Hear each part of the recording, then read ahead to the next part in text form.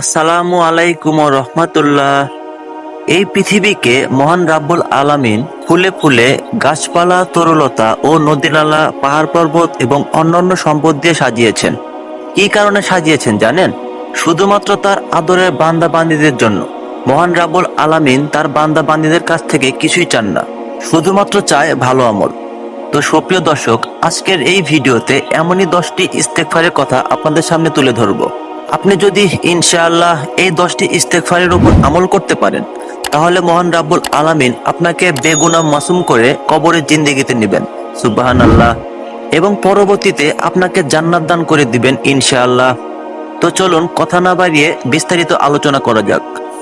হযরত আবু মুসা আশআরী রাদিয়াল্লাহু তাআলা আনহু বলেন, আমাদের সুরক্ষা দানকারী দুটি জিনিস ছিল, তন্মধ্যে হতে একটি চিরদিনের জন্য হারিয়ে গেছে। সেটা হলো আমাদের মাঝে রাসূল সাল্লাল্লাহু আলাইহি ওয়াসাল্লামের উপস্থিতি, আর দ্বিতীয় জিনিস ইস্তেগফার, যা এখনো আমাদের মাঝে রয়ে গেছে। যেদিন এটিও চলে যাবে, করার মতো কেউ থাকবে না, তখনই আমাদের ধ্বংস অনিবার্য। তো প্রিয় দর্শক, বুঝতেই পারছেন ইস্তেগফারের কত দাম। সর্বপ্রথম যে ইস্তেগফারের কথা বলবো, সেই ইস্তেগফারটি হচ্ছে রাসূল সাল্লাল্লাহু আলাইহি ওয়াসাল্লাম অধিক পরিমাণে এই ইস্তেগফার পড়তেন, আর সেটা হলো সুবহানাল্লাহি ওয়া বিহামদিহি আস্তাগফিরুল্লাহ ওয়া আতুবু ইলাইহি। এর অর্থ হলো, আমি আল্লাহর প্রশংসা সহ পবিত্রতা বর্ণনা করছি, আল্লাহর নিকট ক্ষমা প্রার্থনা করছি এবং তার নিকট তওবা করছি, সুবহানাল্লাহ। এই দোয়াটি খুবই গুরুত্বপূর্ণ। এতে আছে আল্লাহর মহিমা বর্ণনা, তার প্রশংসা করা এবং তার কাছে ক্ষমা প্রার্থনা ও তওবা করা। দ্বিতীয় যে ইস্তেগফারের কথা বলবো, সেটা হচ্ছে আবু হুরায়রা রাদিয়াল্লাহু তাআলা আনহু বলেন, আমি রাসূল সাল্লাল্লাহু আলাইহি ওয়াসাল্লামের চেয়ে আর কাউকে এটি অধিক পরিমাণে পড়তে দেখিনি। আর এই ইস্তেগফারটি হলো আস্তাগফিরুল্লাহ ওয়া আতুবু ইলাইহি। এর অর্থ হচ্ছে, আমি আল্লাহর নিকট ক্ষমা চাচ্ছি এবং তার নিকট তওবা করছি। আল্লাহু আকবার। তাই আমরা বেশি বেশি, যেহেতু নবী সাল্লাল্লাহু আলাইহি ওয়াসাল্লাম বেশি বেশি পরিমাণে এই ইস্তেগফারটি পড়তেন, তাই আমরাও বেশি বেশি পরিমাণে এই ইস্তেগফারটি পাঠ করব ইনশাআল্লাহ। তৃতীয় নম্বরে যে ইস্তেগফারের কথা বলবো, সেটা হচ্ছে আয়েশা রাদিয়াল্লাহু তাআলা আনহা। তিনি বলেন, আমি বললাম, হে আল্লাহর রাসূল, আমি যদি বুঝতে পারি কোন রাতটি লাইলাতুল কদর, তাহলে ওই রাতে কি বলবো? নবীজি বললেন, তুমি ওই রাতে বলবে, আল্লাহুম্মা ইন্নাকা আউফুন তুহিব্বুল আফওয়াফা আফু আন্নি। আল্লাহু আকবার। এর অর্থ হচ্ছে, হে আল্লাহ, আপনি ক্ষমাশীল, আপনি ক্ষমা করতে পছন্দ করেন, অতএব আমাকে ক্ষমা করে দিন। আল্লাহু আকবার।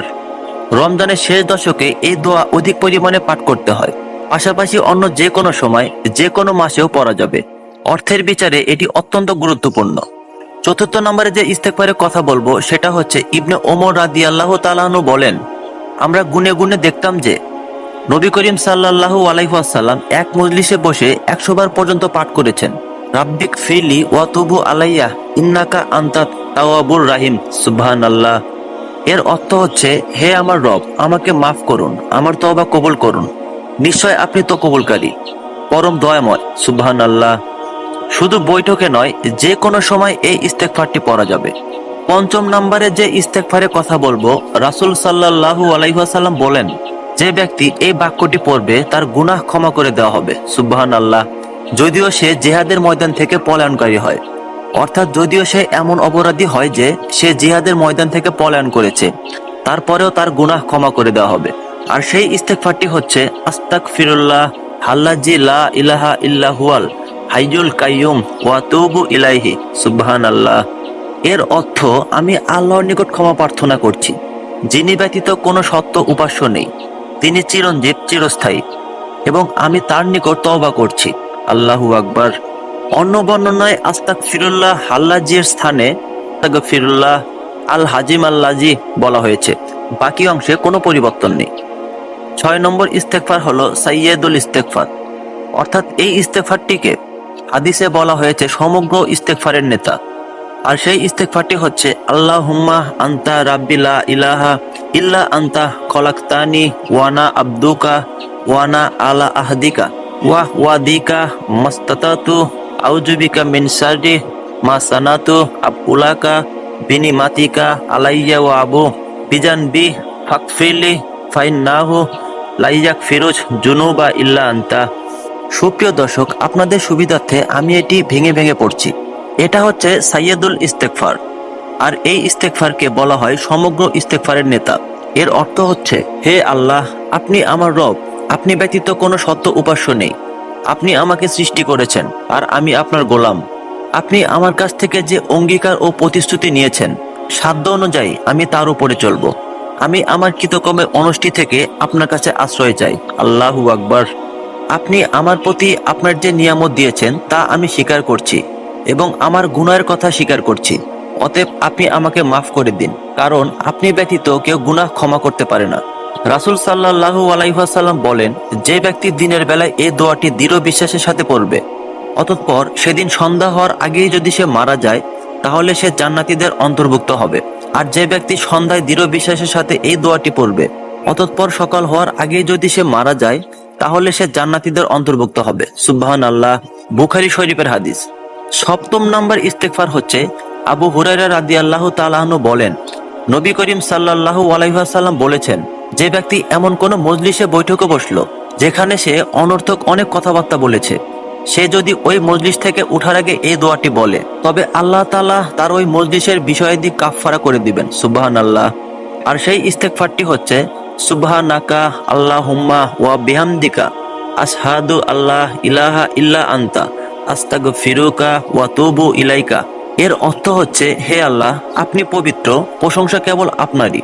আমি সাক্ষ্য দিচ্ছি আপনি ব্যতীত কোনো সত্য উপাস্য নেই। আমি আপনার নিকট ক্ষমা চাচ্ছি এবং আপনার নিকট তওবা করছি। সুবহানাল্লাহ। আল্লাহু আকবার।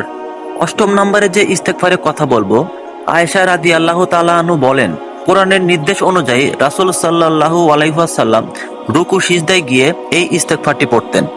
ইস্তেগফারটি হচ্ছে, সুবহানাকা আল্লাহুম্মা রব্বানা ওয়া বিহামদিকা আল্লাহুম্মা গফিরলি। এর অর্থ, হে আমাদের রব, সমস্ত প্রশংসা আপনার জন্যই।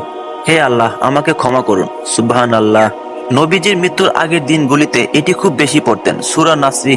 আল্লাহ তাকে নির্দেশ দিয়েছিলেন, যখন চূড়ান্ত বিজয়, মক্কা বিজয় আসবে, দিন পরিপূর্ণ হয়ে যাবে এবং মানুষ দলে দলে ইসলামে আসতে থাকবে, তখন যেন নবীজি সাল্লাল্লাহু আলাইহি ওয়াসাল্লাম এই তাসবিহ পাঠ করেন, অর্থাৎ এই ইস্তেগফারটি পাঠ করেন। সুবহানাল্লাহ।